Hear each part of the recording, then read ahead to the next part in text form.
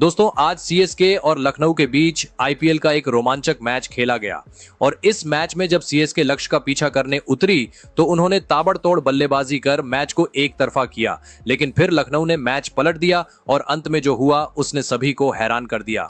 जी हां, इस वीडियो में हम आपको इस रोमांचक मैच की पूरी हाइलाइट्स बताएंगे, तो वीडियो को अंत तक जरूर देखें। और अगर आपको भी ये मैच पसंद आया हो तो वीडियो को एक लाइक जरूर करें। इस वीडियो का लाइक टारगेट है 1000 लाइक्स। दोस्तों ये धमाकेदार मुकाबला लखनऊ के एकाना स्टेडियम में खेला गया।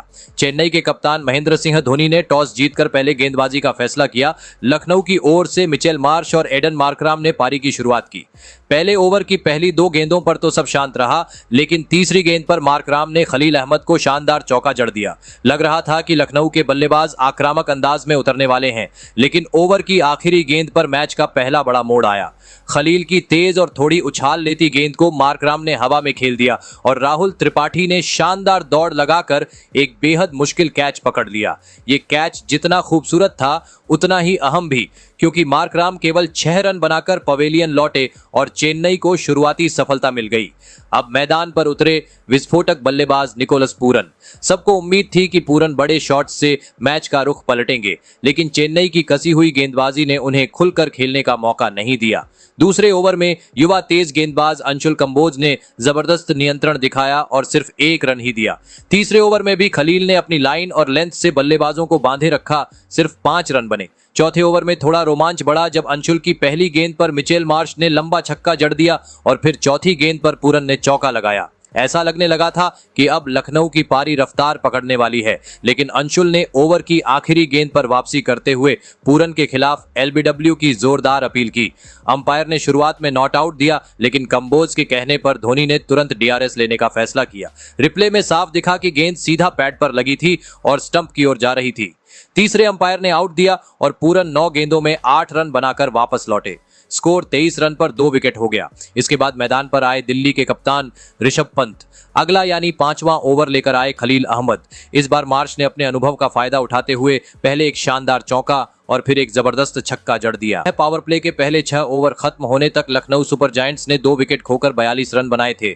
स्कोरबोर्ड पर भले ही रन धीमी गति से बढ़ रहे थे, लेकिन मैदान पर कप्तान पंत और अनुभवी मिचेल मार्श की जोड़ी अब लय में नजर आने लगी थी।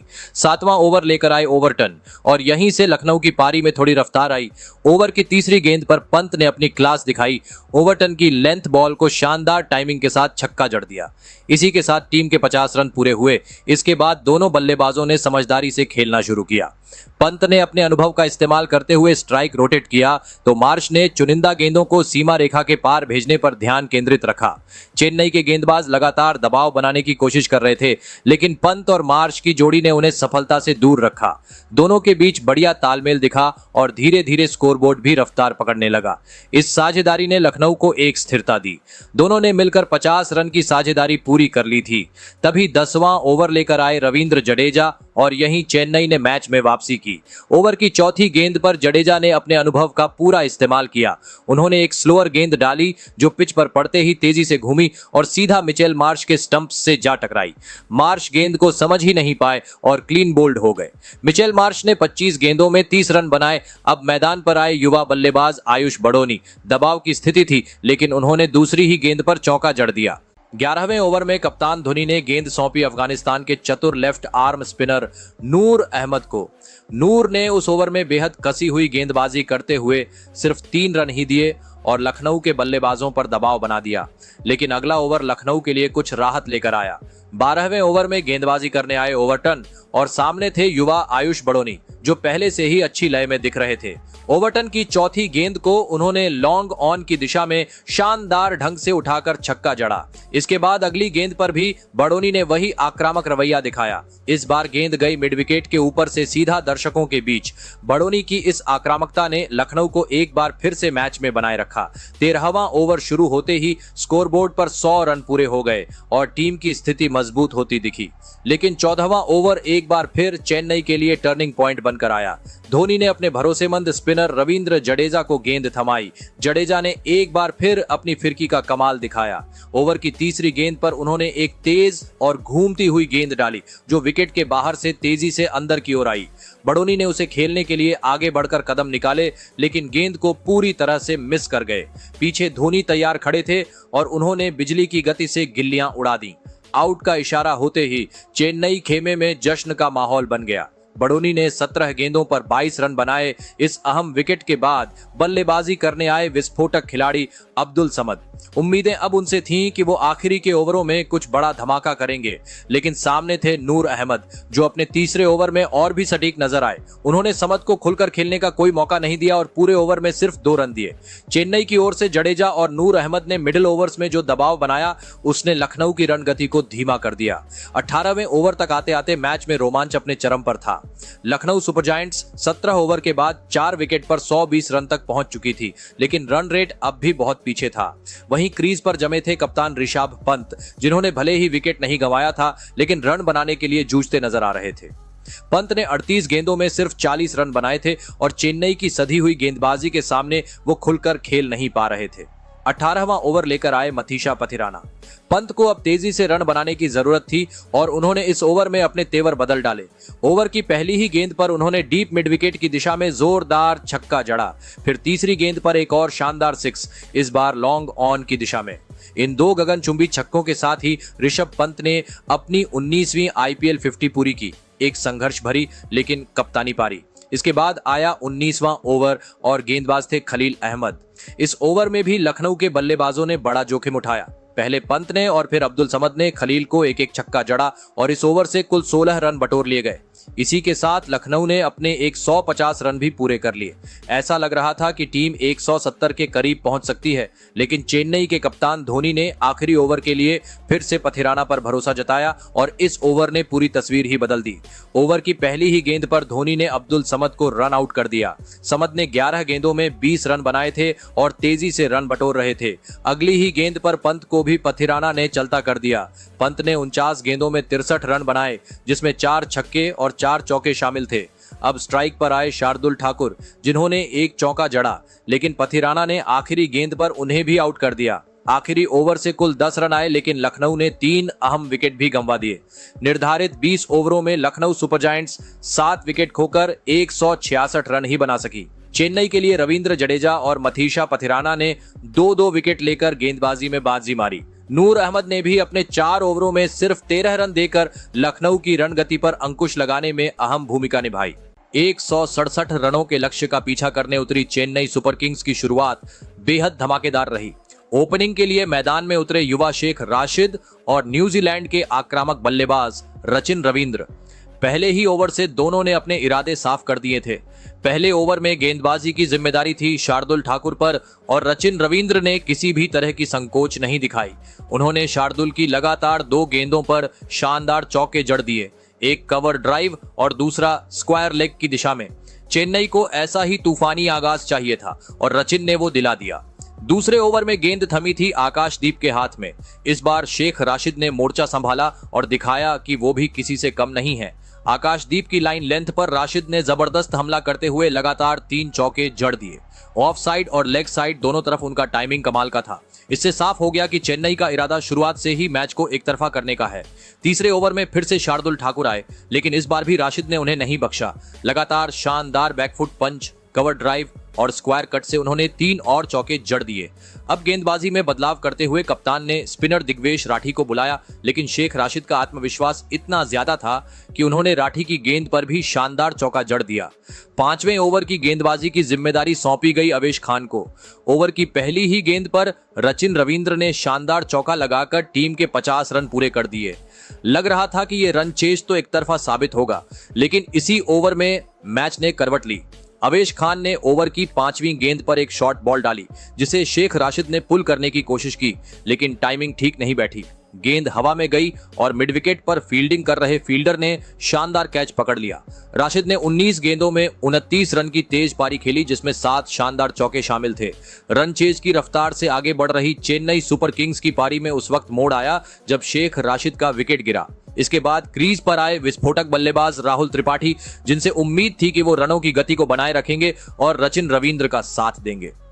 7वां ओवर लेकर आए स्पिनर रवि बिश्नोई। इसी ओवर की तीसरी गेंद पर उन्होंने राहुल त्रिपाठी को फंसा लिया था, लेकिन मिड विकेट पर खड़े अब्दुल समद ने कैच छोड़ दिया। 8वां ओवर फेंकने आए एडन मार्करम और ओवर की आखिरी गेंद पर उन्होंने रचिन रविंद्र को ऐसी गेंद डाली जो सीधी अंदर आती हुई पिच हुई। रचिन लाइन में नहीं आ पाए और गेंद सीधी पैड्स पर जा लगी। अंपायर ने बिना देर किए उंगली उठा दी। रचिन ने डीआरएस लिया, लेकिन रिप्ले में साफ था कि गेंद स्टंप्स पर ही जा रही थी। रचिन ने 22 गेंदों में 37 रनों की तेज तर्रार पारी खेली। यहां ऋषभ पंत की कप्तानी की तारीफ करनी होगी, जिन्होंने मार्करम को गेंद देकर एक मास्टर स्ट्रोक चला और चेन्नई का मजबूत दिख रहा साझेदारी तोड़ दी। इसके बाद चेन्नई ने एक रणनीतिक फैसला लेते हुए रविंद्र जडेजा को नंबर 4 पर बल्लेबाजी के लिए प्रमोट किया, लेकिन लखनऊ ने अपनी स्पिन की ताकत से चेन्नई की गति को थामना शुरू कर दिया। 9वें ओवर में एक बार फिर रवि बिश्नोई आए और उन्होंने राहुल त्रिपाठी को ऐसा गेंद डाला जिसे त्रिपाठी ने पुश करने की कोशिश की, लेकिन गेंद हवा में उछल गई और बिश्नोई ने खुद कैच लपककर त्रिपाठी को पवेलियन भेज दिया। त्रिपाठी सिर्फ 10 गेंदों में 9 रन ही बना सके। चेन्नई का तीसरा विकेट 76 के स्कोर पर गिरा और मैच का पूरा रुख धीरे धीरे बदलने लगा। अब पारी को संभालने की जिम्मेदारी आई शिवम दुबे के कंधों पर, लेकिन जिस तरह लखनऊ के स्पिनरों ने पिच की स्लोनेस को भुनाया, उससे चेन्नई की बल्लेबाजी बंधी हुई नजर आने लगी। पावर प्ले के बाद चेन्नई का स्कोर भले ही अच्छा था, लेकिन लखनऊ के स्पिनर्स ने बीच के ओवरों में मैच को पूरी तरह पलट कर रख दिया था। अब आखिरी 10 ओवर में चेन्नई को जीत के लिए 66 रन की दरकार थी। 12वें ओवर की शुरुआत हुई तो चेन्नई के फैंस को उम्मीद की एक हल्की सी किरण दिखाई दी। क्रीज पर मौजूद शिवम दुबे ने एडन मार्करम को निशाना बनाते हुए मिड विकेट के ऊपर से एक दमदार छक्का जड़ा। ये छक्का पावर प्ले के बाद चेन्नई की पारी में पहली बाउंड्री साबित हुई, लेकिन लखनऊ के कप्तान ऋषभ पंत ने अपने स्पिनर्स पर पूरा भरोसा दिखाया और यही फैसला टीम के लिए कारगर रहा। अगले ओवर में पंत ने एक बार फिर बिश्नोई को गेंद थमाई और खुद पीछे से लगातार उन्हें धीमी गेंदें डालने का इशारा देते रहे। बिश्नोई ने कप्तान की बात मानी और उसी रणनीति के तहत गेंदबाजी की। इसका फायदा मिला। उन्होंने रविंद्र जडेजा को बाउंड्री लाइन पर कैच आउट करा दिया। जडेजा बुरी तरह से जूझते नजर आ रहे थे और उन्होंने 11 गेंदों में सिर्फ 7 रन बनाए। चेन्नई को 96 के स्कोर पर अपना चौथा झटका लगा। अब जिम्मेदारी आई नए बल्लेबाज विजय शंकर पर। उन्होंने आते ही अपने इरादे जाहिर करते हुए पहली ही गेंद पर शानदार चौका जड़ा, लेकिन इसके बाद लखनऊ के गेंदबाजों ने शिकंजा कस दिया। खासकर स्पिनर्स ने धीमी पिच का पूरा फायदा उठाते हुए रन गति पर लगाम कस दी। पंत ने इस दौरान अपने अनुभव का भरपूर उपयोग किया और एक के बाद एक ओवर स्पिनर्स को दिए, जो लगातार चेन्नई के बल्लेबाजों को रन बनाने से रोक रहे थे। चेन्नई की पारी अब दबाव में नजर आने लगी थी। लगातार डॉट बॉल्स, धीमी रन गति और विकेट गिरने का डर सबने मिलकर रन रेट को 10 के पार पहुंचा दिया। 15वें ओवर की आखिरी गेंद लेकर आए युवा left arm spinner Digvesh Rathi. उन्होंने बेहद समझदारी से गेंद को फ्लाइट देते हुए विजय शंकर को फंसाया। शंकर पूरी तरह से टाइम नहीं कर सके और गेंद सीधा फील्डर के हाथों में समा गई। विजय शंकर 8 गेंदों में केवल 9 रन ही बना सके और चेन्नई को एक और झटका लग गया। अब स्कोरबोर्ड पर 15 ओवर के बाद चेन्नई का स्कोर 5 विकेट पर 111 रन था और जीत के लिए जरूरी 56 रन बचे थे सिर्फ 30 गेंदों में। अब मैदान पर वो लम्हा आ चुका था जिसका हर फैन बेसब्री से इंतजार कर रहा था। एमएस धोनी क्रीज पर थे।